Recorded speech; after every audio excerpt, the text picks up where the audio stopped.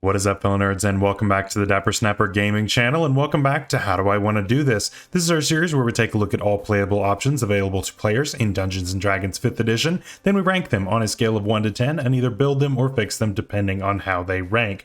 Now today we are building our penultimate fighter, and that is going to be the Rune Knight fighter. I'm taking a very different direction than what I have done with any of my builds thus far on the channel, and so I hope you guys are looking forward to something new, something exciting. It is the new year, and so I wanted to change things up a little bit, and so that is exactly what we are going to do. Before we get into it, make sure to leave a like on the video and subscribe if you haven't already. As you can see, most people who watch the channel are not subscribed, so please don't be one of those people. Help us to reach our goal of 5,000 by the end of this year. We're already pretty much to 2,100, which is fantastic, and so we're off to a really great start.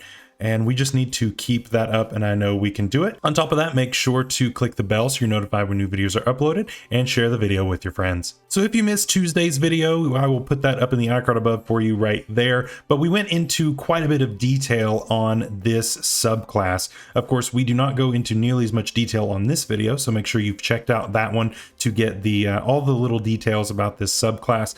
But basically, this is a pretty cool one. We ranked it a 9 out of 10, which is very good. I don't give those very often, and so it's pretty good. It's pretty good. I know there are some people out there that think this is a 10. I know there's some people who think this is much worse. I think 9 is fair, and so I'm excited to build one today. So as far as my theme for today, I really was thinking about how to do this, and there are several ways to go about making a Rune Knight fighter. Obviously, the biggest draw of Rune Knights is the difference in size that you get, which gives us two distinct advantages and really is kind of what spurs where you want your build to go. The first one would be, okay, I'm larger and therefore I take up more space. Therefore, I can take up a lot of space on the battlefield and hit a lot of creatures if I have any kind of range, if I have reach, anything like that. This is just going to extend that. And so you can very well go with something that has a reach weapon like a polearm, and you can take up a ton of space. All of that's going to grow with you, and there are plenty of feats that can go with it and all that good stuff. However, I decided to go with another big advantage of growing in size, and that is the advantages when it comes to grappling. I have not done a grapple-based build ever on the channel, and so I wanted to go ahead and try that out. Is this the most optimal or the best way as far as damage goes? Not by a long shot. Is it super fun? Yes, absolutely. And we are going to make some great use of these really unique features that we get in this subclass, and we may also do some multi-classing in order to pick up some other very useful features. With all that out of the way though, let's go ahead and jump into today's build. Starting off, as always, we have our race. And again, I did not want to go with any kind of variant human or custom lineage this week. And when you're going with a grappler, yes, you could take variant human or custom lineage and take the grappler feat. But let's talk about the grappler feat for a second, right? You only get two things, and you get the ability to pin your target where you are no longer grappled, you are restrained, you and the person that you have grappled, which is fine, I guess, but it leads to some potential issues to where now all attacks against you have advantage as well. So, you know, it's fine as far as helping your friends to beat it up, but you can't really do anything yourself. And, you know, this channel focuses on really what you can do just as one character. I don't rely on you having specific teammates because that's not really always going to work out. And so the grappler feat is actually a feat that I'm not considering taking at all on this grappling based build. If that shows you just how bad that feat is, there you go. It's not good. It's really not worth taking, even on a grappling based build. So I started looking elsewhere. I was thinking, okay, when I'm looking at a grappling based build, who can give me the most advantages? And to me, I'm thinking of, is there a way that I can grapple more than one person at once and still be able to do things? Is there a way for me to grapple up to 3 people if possible? And the answer is yes, actually. And so that led me to our race for today, the Loxodon. The Loxodon is an amazing race that I love so much. I think it is just so fun being an elephant person, and I love it so much, in fact, that I'm actually playing one in our upcoming Wild Beyond the Witchlight campaign that I will be playing with my friends, and we're very excited about that. I just got my mini in the other day. I don't know if you can see that or not, but there you go. That is my boy right there. And I'm excited to be playing that. But yeah, Loxodon are just super cool. They get a few things. Number one, they get powerful build. Now let's talk about powerful build for 1 second. I want to go ahead and address this. Powerful build does not interact with grappling as it kind of seems on the surface. Powerful build does not allow you to drag creatures that weigh a lot more if they are in larger size categories than you. Normally, under regular rules, you can only grapple a creature if it is 1 size larger than you. If it is any larger than you, 2 stages or more, then you cannot grapple that creature. Powerful build does not allow you to go around that and drag a creature just because they fall under that weight restriction.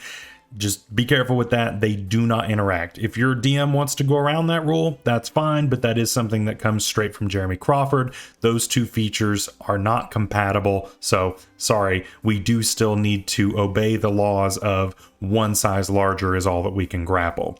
We also get Loxodon Serenity, which is great. We get advantage against charms and frighten effects. That's super helpful, right? Those are going to be coming up all the time, especially since you are up in the front. You're the one who's the meaty person. You've got 2 guys in your hands, hopefully, to be able to beat them up. And I just think that's great. And so you're going to be a target a lot. And so putting you in a frightened condition, of course, is going to give you disadvantage on your checks in order to maintain your grapples. So yeah, you want to not be able to lose those. And of course, charm, you may just let people go and let them beat you up. You also don't want that to happen either. So both of those work out really well for us as a grappler. So I'm very happy to be getting that. Next, we get natural armor. This version of natural armor isn't that great. It's based on your constitution modifier, which isn't the worst thing in the world. But I'll just go ahead and tell you, most of the time, you're probably going to be better off wearing armor. There are very, very few niche situations where I would recommend using this version. Most of the time, not going to use it. Next, we get our trunk, and the trunk is really where this power is derived from, because we can make unarmed strikes and we can grapple with our trunk. And so essentially, we have 3 arms. Now, you can't wield a weapon with it. You can't wield a shield with it. So be careful with that. But you could grapple someone with 1 arm, grapple someone with your trunk, and still be holding a shield and still be gaining the bonus to your AC while you have 2 people grappled. That's a pretty big advantage. And I think that that is something to definitely be looking at when looking over what race to choose. Thri-kreen, of course, gets something very similar to this, but overall, I believe that Loxodon is going to be a more solid option for you overall. We, of course, also get keen smell, which is going to help us to, of course, sniff out certain things. Next up, we have our stats, and of course we're going with our modified standard array as always. Of course, if you use point buy, if you use regular standard array, rolled stats, or some other system, your stats will probably look different than mine. Just focus on the top 3, and then after that, you do whatever you want to do. So for mine, our 17 is going to go in strength, our 15 in constitution, our 13 in charisma, our 12 in dexterity, 10 wisdom, and 8 intelligence. The real focus here is just on those top 3. We want a really good strength because that's where all of our grapple checks are coming from. We want a good constitution because we're going to be getting hit a lot, and we want to make sure that we have a lot of HP, at least as much as possible. And we also need a decent charisma because we may or may not be doing something interesting later on. For our bonuses, of course, we get a +2 to one stat and a +1 to another. I'm going to put my +2 into my strength and my +1 into my charisma, putting my charisma there at a 14 for now. If you wanted to put that into constitution, more power to you. Not a problem either way. I think it's probably better to just go ahead and put it in charisma and then not touch it again, but it's fine either way, whatever you want to do. As far as equipment goes, I would just grab the best medium armor that you can for right now, and then once you have the money, I would eventually work my way up to full plate armor. Of course, that'll probably take a while because it's really expensive, but just once you can afford it, get that, and you will definitely be much happier. We of course have the strength for it, so there won't be any kind of restrictions on you for that. I would also consider taking a shield here. This is technically optional, and we'll talk about why at level 1, but it's kind of a difference in defenses versus offenses. You can improve how much damage you do if you don't use the shield, but you can also limit how many times you're getting hit if you use the shield. So that's something to consider. Something else that's technically optional would be a weapon. We're going to be focusing on unarmed strikes most of the time on this build, and so you really don't need a weapon. If you want a weapon, you can take one, and I would just take any D8 weapon. It really doesn't matter which one you take. We're not taking any specific feat for, we're not taking Crusher, we're not taking Piercer, we're not taking Slasher, so it really doesn't matter. So if you want to take one of those, great, go for it. It'll be a lot of fun for you. So let's go ahead and start taking some levels now. At level 1, we are of course starting with Fighter. Again, one of, if not the best starting levels in the game is Fighter. So there's not really a whole lot of reason to start elsewhere. First of all, we get a fighting style, and I'm going to go with the unarmed fighting style. The unarmed fighting style gives us a couple of things here. Number 1, we can improve the die that we use for our unarmed strikes. Normally, it is 1 plus your strength modifier, which is abysmal damage. This allows it to be a D6 if you are holding a weapon or a shield in your hand, or a D8 if you are not holding a shield or weapon. Notice it doesn't say if you are holding a dude in your hand or an enemy in your hand. You can have that and just beat him up and have a D8 if you don't have anything in that hand. So that works out really well. And on top of that, anytime that we have a creature grappled, we can just deal 1d4 damage at the beginning of the turn for free. That feels good, right? There's no action, there's no bonus action, there's no use of any kind of resource. As long as they are grappled, they take some damage. And yeah, it's not a ton, but we're not going to complain. It's extra damage, right? We also get Second Wind, of course, which is a nice little bonus action heal. This will scale decently well on this build. We're not taking as many fighter levels as what I would like to take on this build, but you'll see why later. But either way, this is going to be a nice little heal because, again, we're going to be taking a lot of damage. This will be a nice way to mitigate some of that.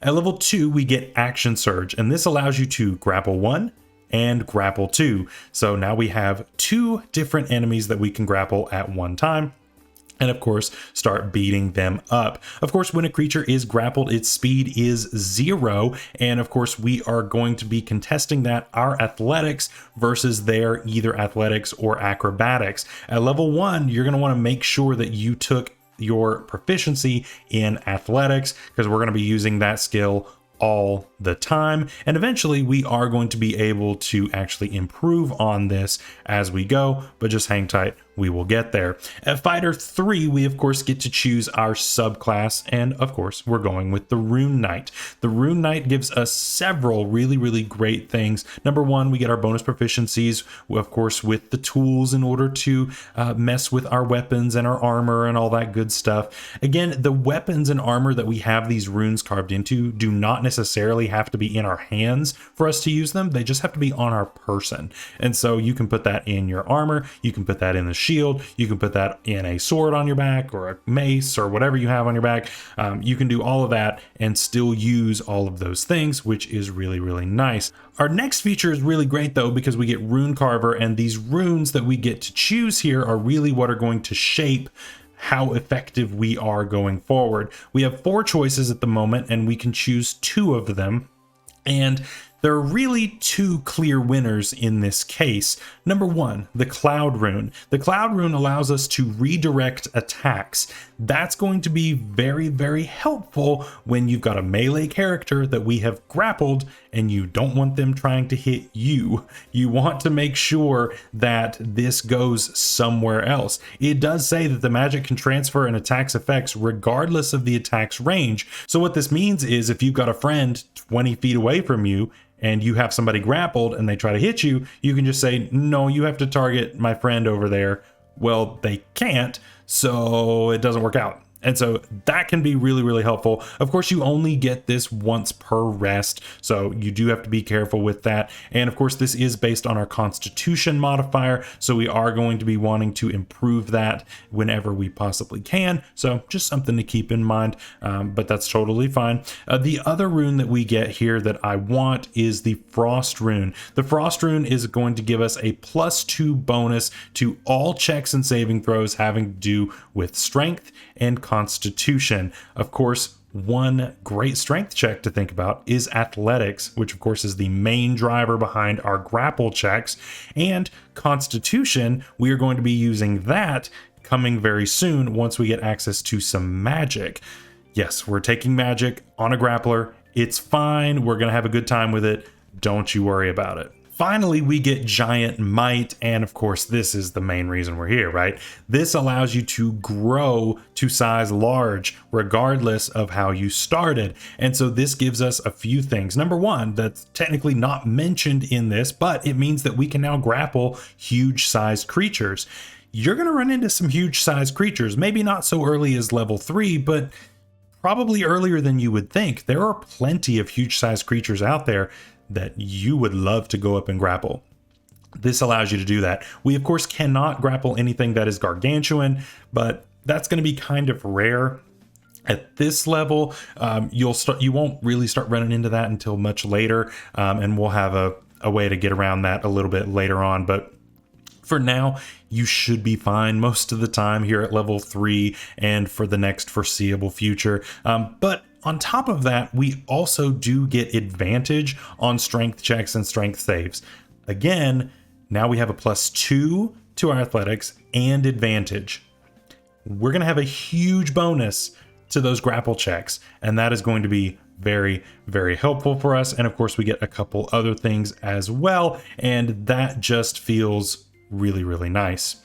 At Fighter 4, we get our first ASI or feat, and honestly, the best thing that I can do is bump my stats. And so I'm just going to bump my strength just to get that maxed out, and then I'm going to bump my Constitution to get that to an even number. Again, if you wanted to bump Constitution at the beginning and then bump Charisma now, that's fine too. Really doesn't make a huge difference being this early on in the build, but either one's fine. I think that's the best use of my ASI. I could take a feat here, and there are plenty that I want, but I think this is just way more important. At Fighter 5, we of course get extra attack, and this of course allows you to go ahead and grapple both people without necessarily needing action surge. We can grapple once, we can grapple twice, and that feels really, really good. And of course, we are dealing that extra D4 at the beginning, assuming that we maintain our grapple, and that is really, really good. I'm really happy with what we're able to do so far. At Fighter 6, we get a feat or ASI, and now I think we should probably take the tough feat. The tough feat, of course, allows you to gain a bunch of extra HP, and we're going to need it. Like I said, we are going to be taking a lot of hits with this build because we're going to be up in the fray. There's no other way to think about it. We're going to be up with everybody else no matter what you want to do. So we need health. We need a lot of health in order to make this build work, and the tough feat is one of the most efficient ways to do that. At Fighter 7, we get Runic Shield, and this is giving you kind of Silvery Barb's Light in making you re-roll an attack roll when somebody tries to attack you or somebody within 60 feet of you. That feels really good. You know, if someone is trying to hit you while they're grappled, this can allow you to stop that from happening, or you can even use it to just protect a friend that is nearby. Both ways, this feels really good. It's a really, really nice feature. We also get another rune at this level, and come on, it's got to be the Heal Rune, right? The Heal Rune gives us resistance to bludgeoning, piercing, and slashing damage. Again, we're taking a bunch of hits right now. I want to have resistance to as many of them as possible, and this is an amazing way to do that. So this is, again, another no-brainer at this level, because 90% of your damage that's coming in is going to be bludgeoning, piercing, and slashing. This feature doesn't care about whether it's magical or non-magical. It's just in general. And I mean, let's be real. How often are you getting hit by magical bludgeoning, piercing, slashing? Not much, honestly. It's going to be mostly non-magical, but either way, you're covered. So at this point in the build is where we hit a bit of a crossroads. So there is a different way that you can do this build, and I want to mention it very briefly. If you really like magic and having magic on your grappler, you could go back and multi-class at level 4 and take some levels in what we are about to do. And that's totally viable. I get that. Me personally, I would much rather have not only the tough feat early, but the Heal Rune as early as possible, because that is going to keep us alive. That is going to keep us kicking, and it's also going to combo into a big mechanic of spellcasting, which is concentration. If we can reduce that damage that we are taking, it's going to make our concentration checks a lot easier. And so I think that this is the best way to go, but it totally makes sense if you would rather go somewhere else first and then come back to fighter. Totally up to you, but I like the way that I've structured this a little bit more. And of course, you can fight about it in the comments below. As for our multi-class though, our character at this point, now seeing all of these runes and the potential of the magic that is out there, turns to a different way of channeling magic. And this way is through song. We are taking bard levels on a grappler, which you may think is incredibly strange. And you know what? You'd be right. Taking bard levels on a grappler is very, very weird, but I really think that it gives us some really unexpectedly good buffs that can really help us to be really effective. And let's go ahead and take a look at those. At level 8, we're going to be a Bard 1, and we get Bardic Inspiration. Of course, if you haven't seen my Bard guide on the channel, that'll be up in the iCard above for you right there, where I go into a lot of detail on each of these features, but I'll give you the crash course for this time around. Bardic Inspiration, of course, is a bonus action that we can give a die, which is currently a D6, to a friend, and that friend can use that on any kind of D20 check within the next few minutes. And this of course can make or break an ability check. This can make or break an attack roll. And then of course with Tasha's at second level, we can actually use this on healing spells and on attack rolls too, which is very useful actually. But either way, the base version of this is still very, very strong. The only downside of this really is your friends may forget that they have it. And so you probably will want to come up with some kind of system at your table to make sure that people remember that they have it and that they actually use this feature, because you only get charisma modifier times of these, which is only 2 currently. So you don't want to waste them. You also get spellcasting, of course, which is a huge boon for us as a fighter and just as a bard, because the bard spell list is actually pretty good. It's not as diverse as something like the cleric list, but it still has some really, really good spells that we can use.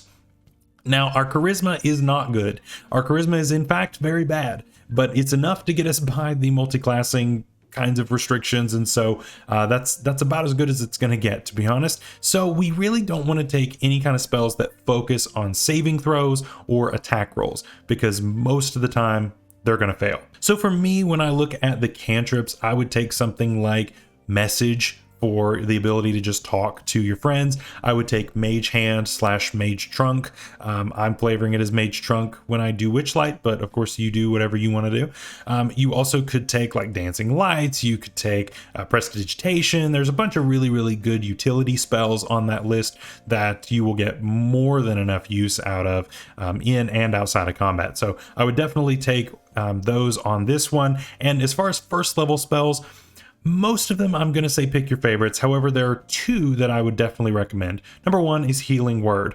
Yeah, you don't have that great of a charisma, but you know what? A creature only needs 1 HP to stand up.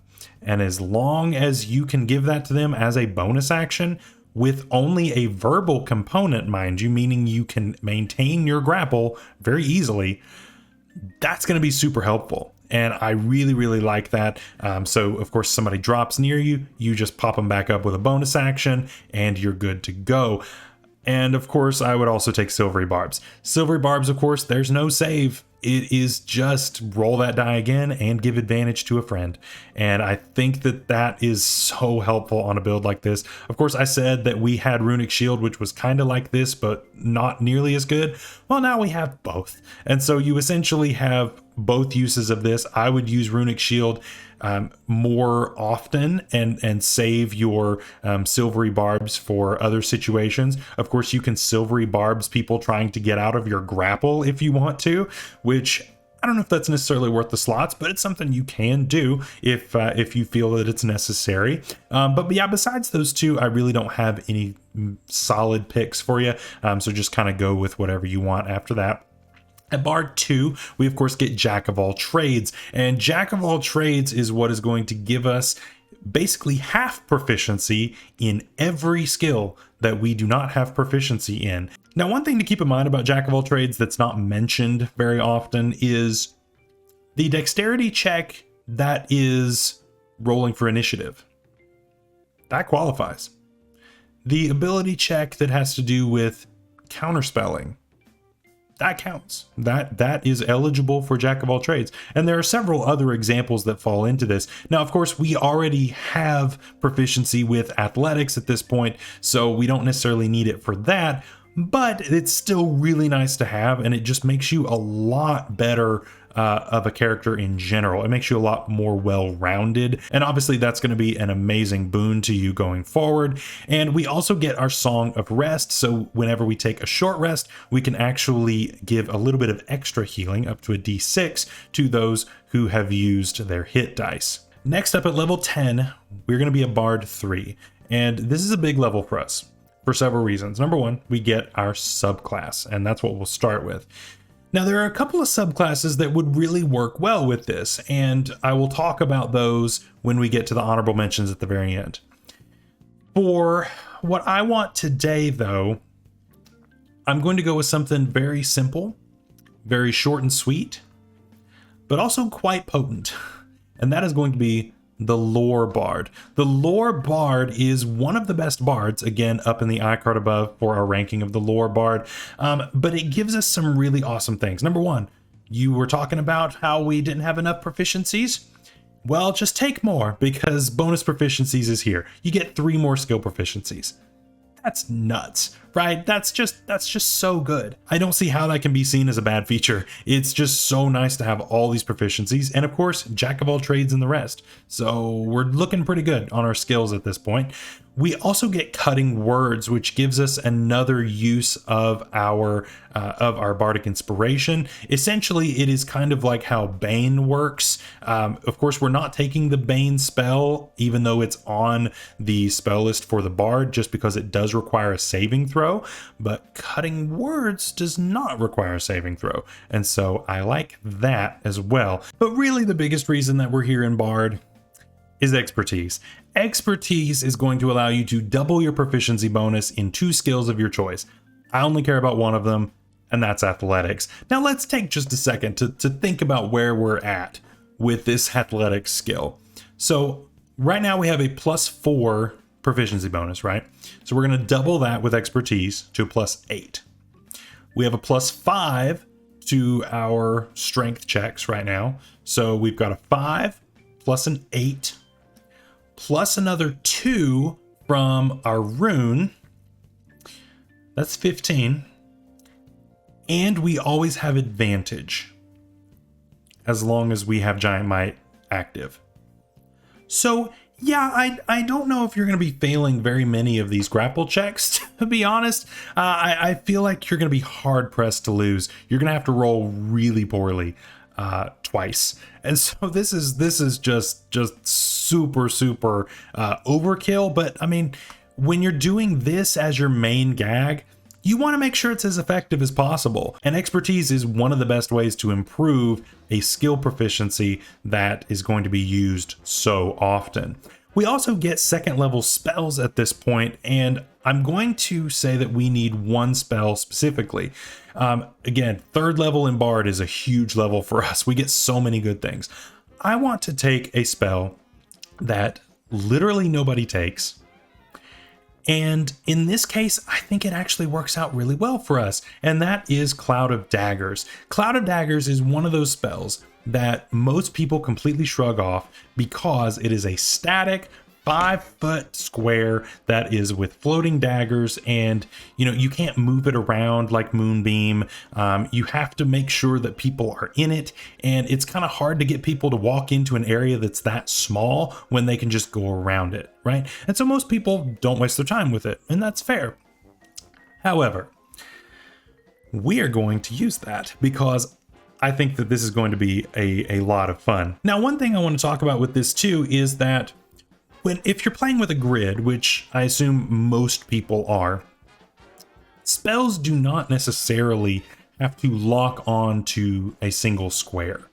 You can put a 5-foot square where it is taking up 2.5 feet of each square, right? Just straddling that line. And as far as the rules say, as long as an effect is taking up at least half of that square, then it affects any creatures in the square. So as far as I'm concerned, if we were to cast Cloud of Daggers, let's say 5 feet behind where we have people, and then we drag/push 2 characters into those clouds of daggers, they're going to take damage now, and then they're going to take damage at the beginning of their turn because they started their turn there. And then they're going to have to try to get out of that grapple, or else they're going to do that again. And so this creates an interesting dynamic. Again, this is why we really wanted that bonus to our constitution to try to keep up our concentration on this. Worst case, you cast it again if you've got the slots.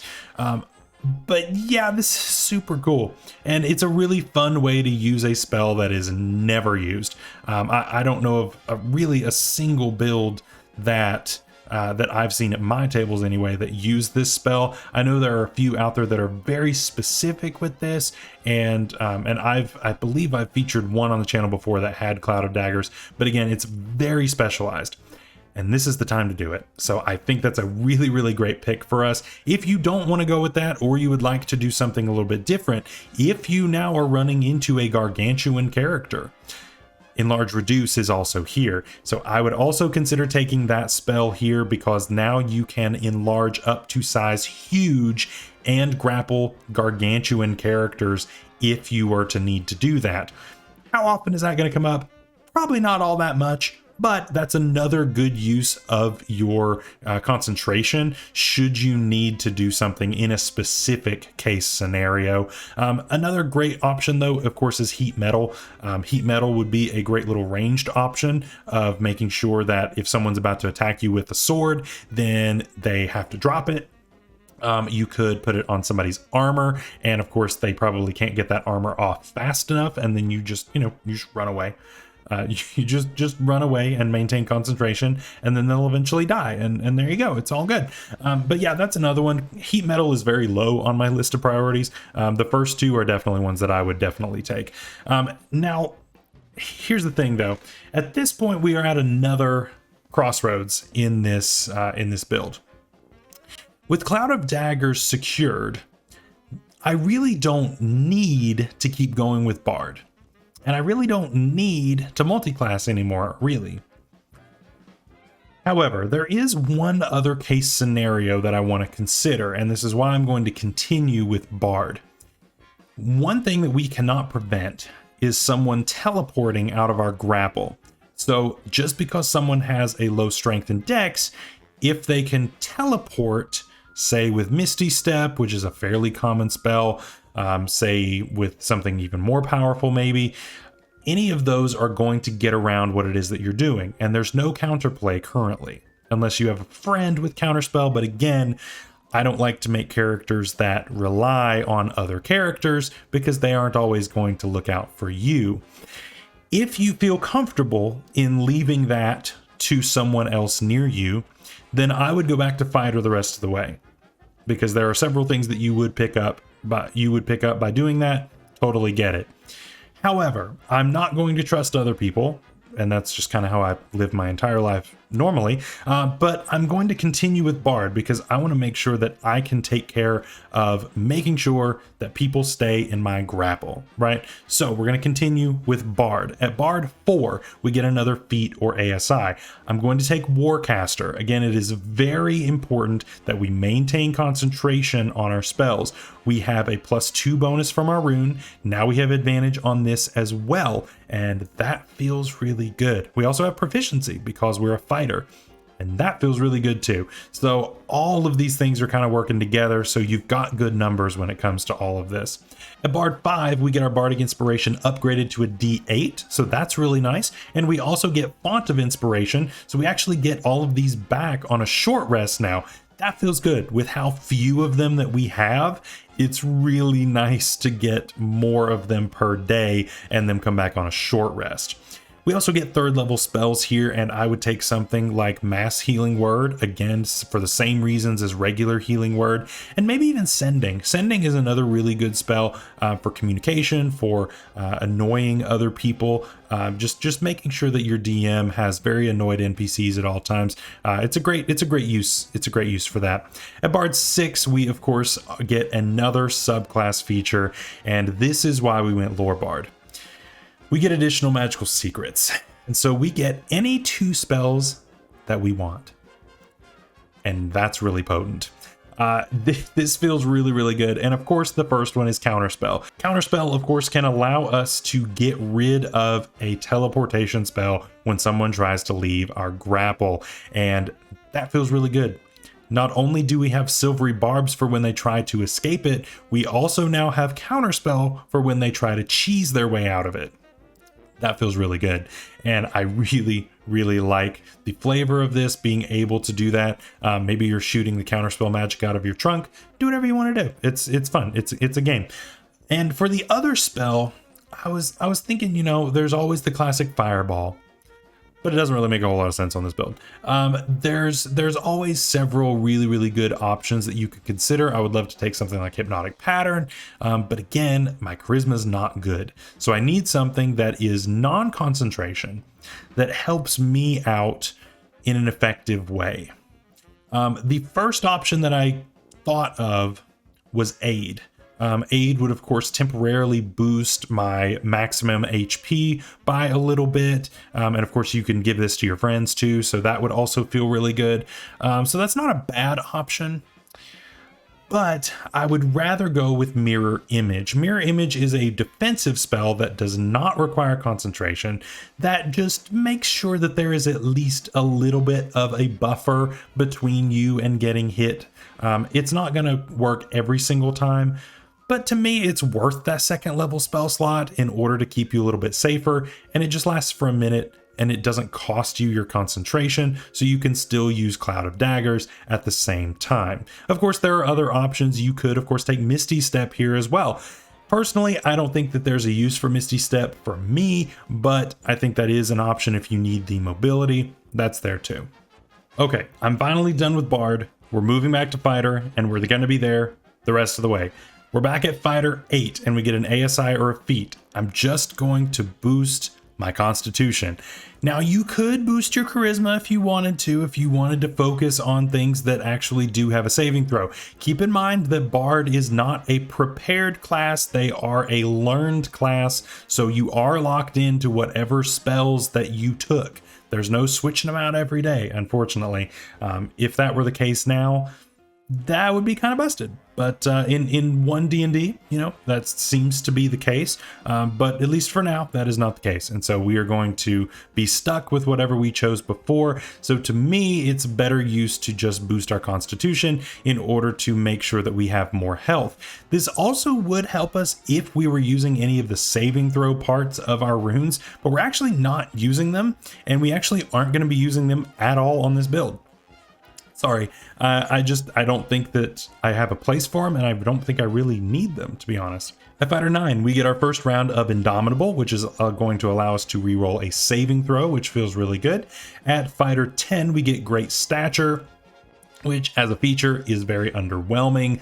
I don't really care, to be honest. It's not that great, but our damage that we get once per turn does go up by a die size. It's fine. It's not a huge difference. It's an average of 1 damage per turn. So whatever, I don't care about that. But we do get another rune, and I'm going to take the Storm rune, and that feels really good too. Of course, being able to force advantage and disadvantage. Again, there's no save on this, and that just feels really good. Again, I want to get these features that don't require a saving throw because some of our stats aren't the best, and this just allows us to get around all of that, and it makes you feel really powerful. At Fighter 11, we get our second round of extra attack. So we've got grapple, attack, and then maybe even action surge, attack. We've got a bunch of different things that we can do with that, so that feels really good. And of course, Fighter 12 is another ASI or a feat, and I'm just going to bump Constitution again up to a 20, and that feels really good. Of course, we have the tough feat and this, so this is helping our concentration checks, this is helping our HP, this is helping all of the things, and so we're really tough and really hard to kill, and that's awesome. I love that. At Fighter 13, we get our second round of Indomitable, which feels good. And finally, at Fighter 14, we finish off with an ASI or a feat. Now, you could bump your Charisma if you wanted to, and of course that would give you another use of Bardic Inspiration. To me, I don't think that's worth a slot here at level 20. I don't consider that to be a capstone type of ability. So I looked at feats, and to me, there's not a whole lot of feats that I really want. You could do Crusher, I guess, but to me, I don't think you're getting enough value out of it in order to really want to take it. So I'm going to take a lesser powered feat, but I have a reason for it. I'm going to take Heavy Armor Master. Again, I'm assuming that you have some amazing full plate armor by now, and that this will apply. Yes, the reduction in damage is small, and I wish that it was more. But this is every hit, and you're taking a lot of hits. Over time, the number of HP that you are reducing is really going to add up with something like this. Yes, it's level 20. So, you know, it is really late to be getting something like this, but at the same time, there's not a whole lot else that we really need for a build like this. We kind of got most of what we needed at the beginning because we really have everything built into our kit. We are running up, grabbing people, punching them in the face, and then shoving them into some flying knives. I don't see the problem. I think we've got everything we need. So this just reducing our damage and making us that much tankier, again, making it a lot easier to pass those concentration checks is another big thing. I think that that's only going to be a good thing that's going to help us out. So that is our grappling build for today. Let me know what you think down below. I think this is a fun build. I think it's an interesting way to do grappling. Is it the most optimal way to do a grappler? Probably not, but Rune Knight is one of the premier ways to do it just because of that size advantage. Yeah, we didn't get all the way up to where we can be size huge, but we have enlarge reduce for that. And so, you know, how often are you going to be fighting gargantuan creatures? That's up to your campaign, really. If you're fighting a lot of dragons, maybe more often. If you're fighting more like high-powered spellcasters, maybe not nearly as much, in which case this build works out a little bit better for you. And of course, that's something that you may want to talk to your DM about and kind of feel that out. You know, if you would rather have access to that huge size, don't take nearly as many bard levels, and then you really wouldn't need counterspell all that much, right? But if you feel like you're going to be fighting a lot more of your spellcasters and you need that kind of an ability, counterspell is your way to go. Go the 6 levels of bard. So this build is kind of flexible in the ways that you can do it, and it really is dependent on your setting, and that'll just be something that you need to talk to your DM about. Let's go ahead and jump into our honorable mentions though before we leave for the day, and I have a few. Number 1, as far as other bard subclasses, the number 1 option is the Valor Bard.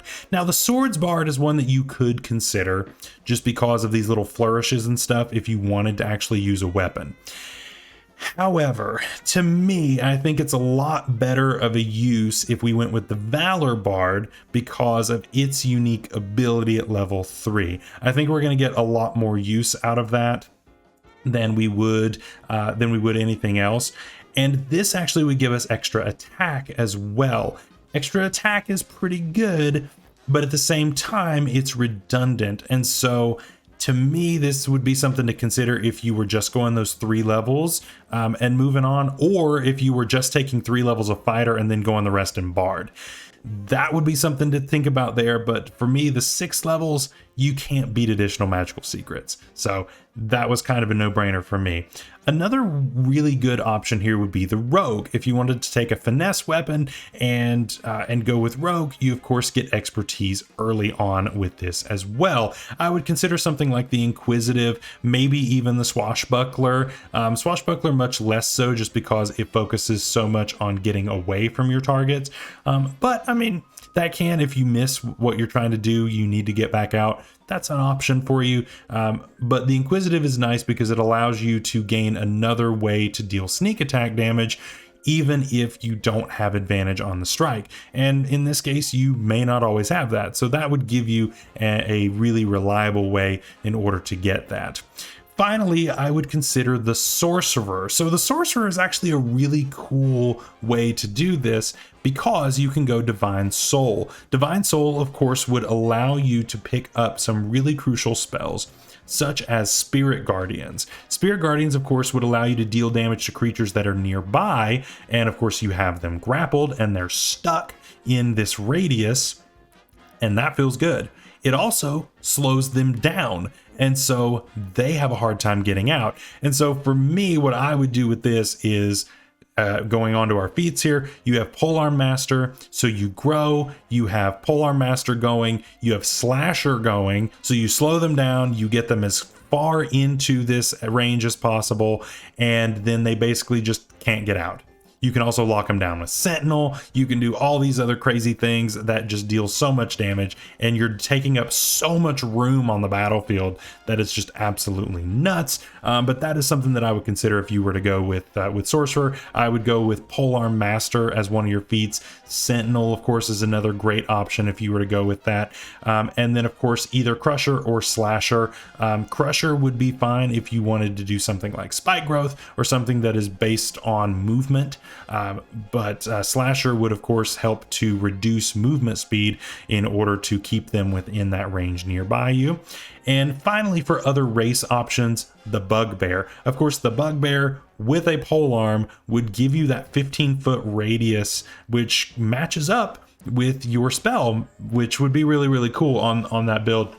And so you're hitting everybody when they come in, you're hitting them as they try to leave, you're dealing a bunch of damage with the Spirit Guardians, and it just feels really good. That's another powerful build. That was the build that was almost what came out today, but I wanted to do something different today. And then finally, I would consider for a race just something with a fly speed. Of course, the size really doesn't matter. So if you were something like a fairy, you know, you're still going to grow, and then you can drag people across like Spike Growth and deal a bunch of damage to them that way while you have them grappled. So that's another really cool option that I think is super, super fun and just something to consider. So that is our build for today. I hope you guys enjoyed. If you did, of course, make sure to leave a like on the video and subscribe if you haven't already. Next week, we finish up the fighter with the samurai, and then we are moving on to monk. I'm very excited to be bringing a new class to you. Not that I do not like fighters, but you know, I've been talking about fighters for like 2.5 months, and I'm ready for something different. And so the monk is going to be something new and exciting for all of us. So I hope you're looking forward to that. And of course, stay safe out there. Until next time, stay healthy out there. Bye-bye.